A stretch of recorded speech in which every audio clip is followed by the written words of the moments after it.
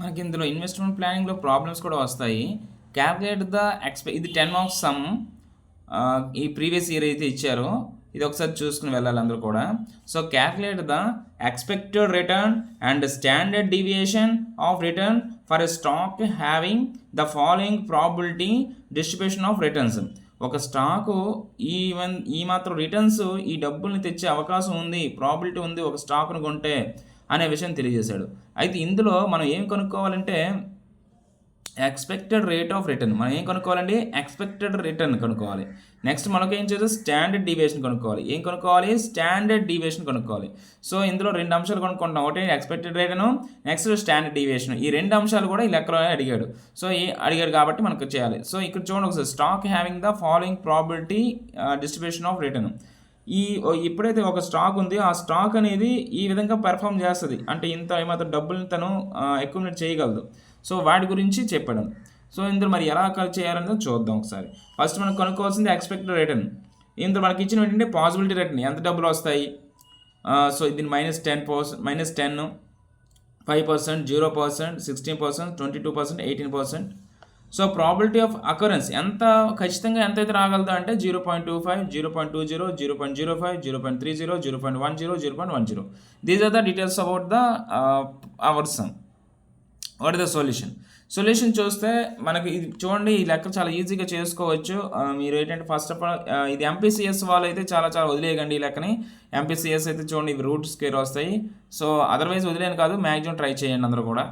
So expected return మనం చేసుకుంటే దీని ఆన్సర్ చేసుకుందాం. సో ఇప్పుడు మనం ఏంటంటే ఎక్స్పెక్టెడ్ ఈఆర్ అనేది కనుక్కుంటున్నాం. అది ఏంటంటే returns probability. So return probability అనేది మనం కనుక్కుంటాం. సో దీనికి సంబంధించింది స్టాండర్డ్ డీవియేషన్ ఎస్డి ఉండాలి చెప్పాము. ఇప్పుడు ఈఆర్ ఈజ్ ఈక్వల్ ఎస్డి అని అనుకున్నాం. తర్వాత నెక్స్ట్ మనం ER is equal sigma return into probability. So it is simple steps అండి. సో ఇలాంటి లెక్క వస్తే మాత్రం మీరు అస్సలు స్కిప్ చేయకండి, ఇదైతే మీరు చేసుకోవచ్చు ఈజీగా. సో ఇలా వస్తే కనుక చూడండి ఒకసారి, మీకు ఏమన్నాము? రిటర్న్ ప్రాబిలిటీ అన్నాం. సో మనం రిటర్న్ వేసాము, ప్రాబిలిటీ వేసాము. ఒకటే ఉంటే ఓకే, బట్ ఇక్కడ నెంబర్ ఆఫ్ ఉంటాయి కాబట్టి మనం ఏం చేస్తామంటే ప్రతి దానికి ప్లస్ చేసుకుంటాం. So return into probability. Return 10, -10, probability 0.25. చూడండి ఒకసారి, మీరు అలా గమనిస్తే ఈ లెక్కలో చూడండి ఒకసారి, మీకు రిటర్న్ ఉంది. చూడండి ఒకసారి, రిటర్న్ ఉంది 10, సో ప్రాబిలిటీ 0.25. సో ఇక్కడ చూడండి రిటర్న్ -10, 0.25 అంతేనండి. సో ఏంటంటే మీరు ప్రతిదీ ఇది ఉంది, దీన్ని ఇంటూ వేసుకున్నాం. 5% into 0% into 16% into 22% into 18% into ఇలాగ మనం ఏంటంటే ఈ లెక్కలో ఈజీగా మొత్తం అన్నీ కూడా 22 చూడండి నాకు ఈక్వల్ 18% ఇంటూ 0.10. సో ఇలాగ అన్నీ కూడా వేసుకొని మీరు ఇవన్నీ కూడా ప్లస్ చేసుకుంటాం అన్నమాట ఇవన్నీ కూడా. ఓకే, సో వీటిని మనం ఎలా సూక్ష్మీకరణ చేసుకుంటాం. సో -10 ఒక్క అంశం వినండి, -10 ఇంటూ 0.25 అన్నాం కాబట్టి చూడండి ఒకసారి, -2.5 అనేది మీరు సూక్ష్మీకరణ చేస్తే వస్తుంది. మీరు గుణించవచ్చు, మరి క్యాలిక్యులేటర్ యూజ్ చేసి చేస్తే మీకు 0.25 వస్తుంది. ప్లస్ ఏంటంటే నెక్స్ట్ ఏంటంటే 0.01. సో 5% ఎక్కడైనా చూడండి 5% అంటే కనుక 0. ఓకే, ఇప్పుడు చూస్తాను చూడండి, మీకు ఇక్కడ 5% అని చెప్పేసి ఉంది. 5% అంటే మనకి 0.05. చూడండి మీకు క్యాలిక్యులేటర్ చేసి చూపిస్తాను. మనం ఎలా చేసుకోవాలంటే దానికి మనం ఇప్పుడు 5 అని పెట్టుకొని పర్సంటేజ్ మీరు ప్రెస్ చేస్తే 0.05 అని వస్తుంది అనమాట. ఓకే, ఇప్పుడు 5% 0.05. ఓకే, ఆ తర్వాత మీరు ఏం చేయాలి? ఈక్వల్ అనేది ప్రెస్ చేసుకోవాలి. చేసే విధానం అయితే ఇది. ఈక్వల్ ప్రెస్ చేసుకొని నెక్స్ట్ ఏముంది ఇక్కడ మనకి 0.20 ఉంది. ఏముందండి? 0.20. ఓకే, 0.20 ఉంది. సో ఇప్పుడు మీరు పెట్టుకొని ఇంటూ 0.20. సో ఈక్వల్ ఎంత వచ్చిందండి? 0.01 వచ్చింది. చూడండి ఒకసారి, మనకి ఏమొచ్చిందండి? మనకి 0.01 అనేది వచ్చింది. సో దీన్ని మనం ఈక్వల్ పెట్టుకోండి, 0.01 వచ్చింది. సో ఇక్కడ చూడండి, దానికి మళ్ళీ మనం సూక్ష్మీకరణ చేసుకోవచ్చు. ఏంటంటే మనకి ఇక్కడ ఎంత చూపించారు చూడండి ఒకసారి, 5% అనేది చేసుకున్నాం. 5% అయితే 0.20. సో 5%కి సంబంధించింది 0.20 అని చెప్పేసి అన్నాము. సో ఇక్కడ చూడండి ఒకసారి, ఫస్ట్ వన్ అయితే -10 ఇంటూ 0.25 అనేది -2.5 వచ్చింది. సెకండ్ది 5% అండ్ 0.20 అనేది మళ్ళీ సెకండ్ది 0.001. సో ఇక్కడ చూడండి ఒకసారి మనకి 0.001 వచ్చింది. క్యాలిక్యులేటర్లో చూస్తారు కదా, సో మనకి 0.001 వచ్చింది. చూడండి ఇక్కడ 0.001 వచ్చింది. ఓకే, సో మనం ఇక్కడ క్యాలిక్యులేషన్ చేసాం కాబట్టి. So in the same way ఇలా మీరు క్యాలిక్యులేటర్లో ప్రతి అంశం కూడా మీరు చేసుకోవచ్చు. చేసుకుంటే మీకు 5% ఇన్ 0.0, అదేవిధంగా 0%తో ఒకసారి చూడండి, ఒకసారి 0%తో ఏది చేసినా గుణించినా, జీరోతో ఏది గుణించినా మనకి ఏమొస్తుందండి, జీరోయే వస్తుంది. ఓకే, నెక్స్ట్ చూడండి 0.05తో ఏది గుణించినా మనకి ఏమొస్తుంది, మనం జీరో వస్తుంది, అందువల్ల జీరో అయిపోయింది. ఓకే, నెక్స్ట్ చూడండి 16% ఇంటూ 0.30, ఇది ఇంటూ అనమాట. సో 16% తిరుగుతుంది అంటే 1 2 3, ఇది ఫోర్త్ది. సో ఇక్కడ చూడండి 1 2 3 4, ఈ ఫోర్త్ది ఆన్సర్ వస్తుంది అనమాట. 4.8%. ఎలా వచ్చింది, మన ఈ 16% ఇంటూ 0.3 చేస్తే మనకి 4.8% వచ్చింది. ఇది కూడా మీకు ఒకసారి క్యాలిక్యులేటర్లో చేసి చూపిస్తాను. ఓకే, మరోసారి చూద్దాం. సో మీరు ఇక్కడ 0. మరోసారి చూద్దాం. సో 0తో చేస్తే మనకి ఏదైనా 0 వస్తుంది అని చెప్పాం. నెక్స్ట్ చూస్తే మనకి ఈ 0 అయిపోయింది. Next fourth 1. సో 16% ఇంటూ 0.30 చూస్తే ఇది 4.8%. మీరు మనం 16% మనకు తెలుసు 0.016 వస్తుంది. అదేవిధంగా దానికి మనం చేస్తే 0.30 చేస్తే మీకు 0.048 అనేది వస్తుంది.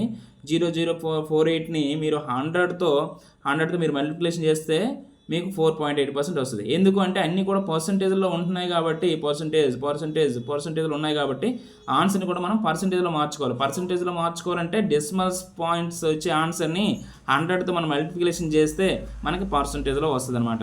సో ఎప్పుడైనా మనం డెసిమల్స్ 0.08 ఇలా డెసిమల్స్తో ఉన్నప్పుడు 100తో మీరు మల్టిప్లికేషన్ చేస్తే మనకి పర్సంటేజ్ వస్తుంది. కాబట్టి అన్ని పర్సంటేజ్లో చేసుకోవచ్చు.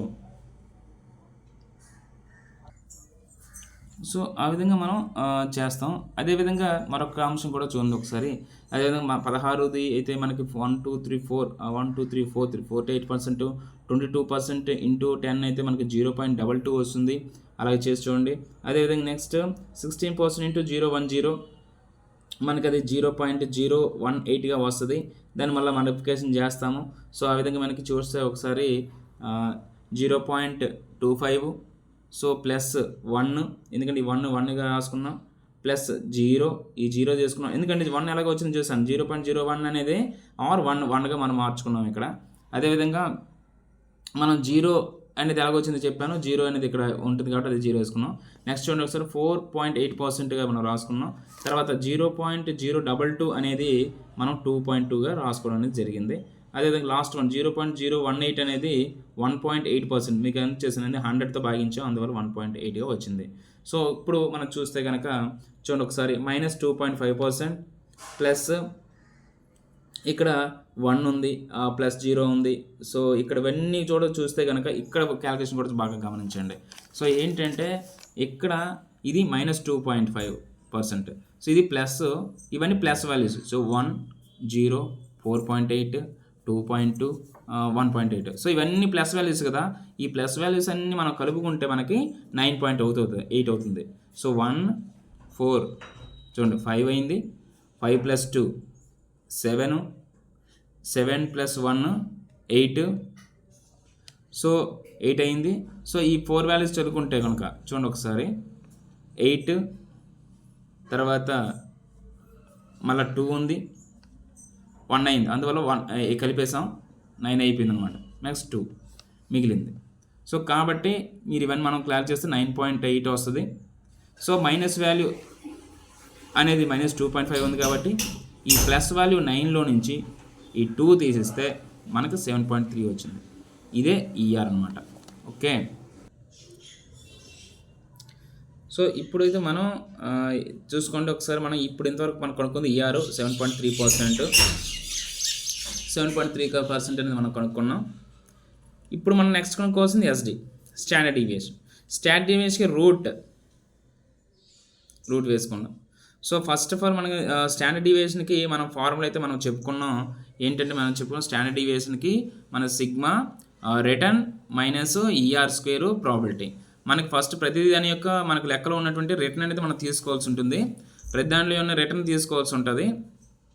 అదేవిధంగా ఈఆర్ స్క్వేర్ నెక్స్ట్ ప్రాబిలిటీ కూడా మనం లెక్కలో ఉన్నది తీసుకుంటాం, రిటర్న్లు కూడా మనం లెక్కలో ఉన్నది తీసుకుంటాం. ఈఆర్ అనేది మనకి ఆన్సర్ వచ్చింది కదా, ఆ ఆన్సర్ని మనం ఆన్సర్ది మనం తీసుకుంటాం అనమాట.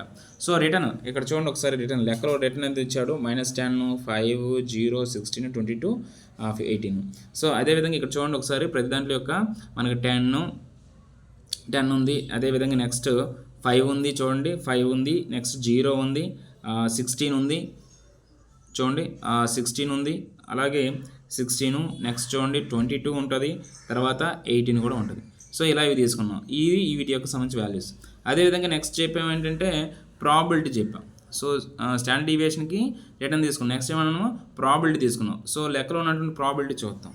సో లెక్కలో ప్రాబిలిటీస్ 0.25, 0.20 ఇవి ఉన్నాయి కదా.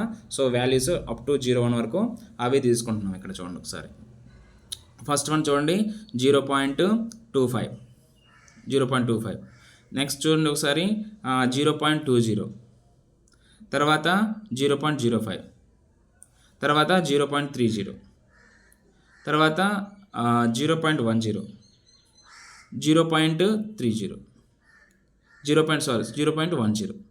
సో ఈ వాల్యూషన్ మనం తీసుకున్నాం. ఇంకొక అంశం ఏంటంటే మనకు కావాల్సింది ఈఆర్ కావాలి.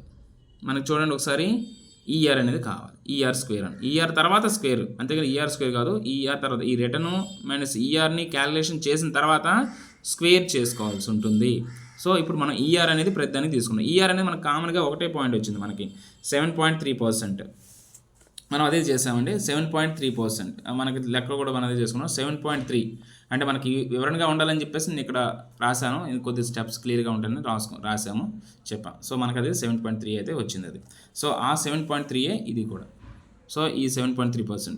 సో ప్రతి దగ్గర చూడండి మనం 7.3, 7.3, 7.3, 7.3, 7.3, 7.3 ఇలా వేసి మనం వీటిని సూక్ష్మీకరణ చేస్తాం.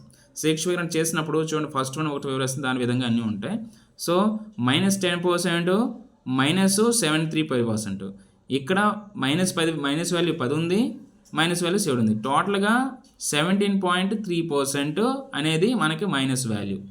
ఓకే, నెక్స్ట్ చూడండి, ఆ తర్వాత 0.25 అనేది కామన్గా ఉంది, 0.25. ఇక్కడ ఈ స్టెప్ తర్వాత సో అన్నీ కూడా ఈ విధంగా మనకు వస్తాయి, అన్నీ కూడా ఆ విధంగా చూసుకోవాలి. అదే మరొక అంశం, -7.3% స్క్వేర్ ఉంది కాబట్టి ఇక్కడ చూడండి 299.29 వస్తుంది. అంటే మనకి మైనస్ ఇంటూ మైనస్ ఎప్పుడు కూడా ప్లస్, అంతే ఎప్పుడు మీకు. అందుకే ఇందులో ఉన్నట్టు ఈ వాల్యూ, సో 5, 53, 75, 216, 50 ఇన్ని ప్లస్ వాల్యూస్ వస్తాయి. ఎందుకంటే అన్నిటికీ స్క్వేర్ ఉందండి, అన్నిటికీ స్క్వేర్స్ ఉంటాయి. సో ఎప్పుడు కూడా ఒక మైనస్ ఇంటూ మైనస్ అయినా ప్లస్ అవుతుంది, ప్లస్ ఇంటూ మైనస్ అయినా స్క్వేర్ రూట్లు ఉన్నాయి కాబట్టి అన్నీ కూడా ప్లస్ వాల్యూ అవుతాయి. అందువల్ల ఇవన్నీ కూడా ప్లస్ వాల్యూస్గా వస్తాయి, క్యాలిక్యులేట్ చేస్తాయి. సో ఇప్పుడు దాని తర్వాత ఈ విధంగా ఈ స్టెప్స్ ఈ విధంగా వచ్చాయి అనమాట. తర్వాత రూట్, వీటన్నిటికీ రూట్ చేసుకోవాల్సి ఉంటుంది. ఇప్పుడు 299.29 ఇంటూ 0.25 మనం క్యాలిక్యులేట్ చేస్తే మీకు 74.82 వస్తుంది, ప్లస్ 1.06. సో మనం ఇలాగా మొత్తం ఇవన్నీ క్యాలిక్యులేషన్ క్యాలిక్యులేట్ చేసిన తర్వాత రూట్ 134.01, రూట్ 134.01 మొత్తం ఇవన్నీ టోటల్ చేసిన తర్వాత ఇవన్నీ ప్లస్ వాల్యూస్ వస్తాయి. ఎందుకంటే ఇక్కడ స్క్వేర్స్ ఇచ్చాడు కదా, ఈ ఫార్ములా యొక్క ఉద్దేశమే ప్లస్ వాల్యూస్ రావడం కోసం. అందువల్ల ఇవన్నీ స్క్వేర్స్ ఇచ్చాడు కాబట్టి ఇవన్నీ ప్లస్ వాల్యూస్ వచ్చాయి. ఆ ప్లస్ వాల్యూస్ వచ్చాయి కాబట్టి ఇవన్నీ కూడా ప్లస్లు వచ్చాయి అనమాట. సో ఆ ప్లస్ చేసుకుని రూట్ కట్టుకుంటే మన రూట్ అనేది చేసుకుంటే 13401, ఎస్డి అనేది 11.57%. ఇది. So this is the answer. Okay, thank you for watching.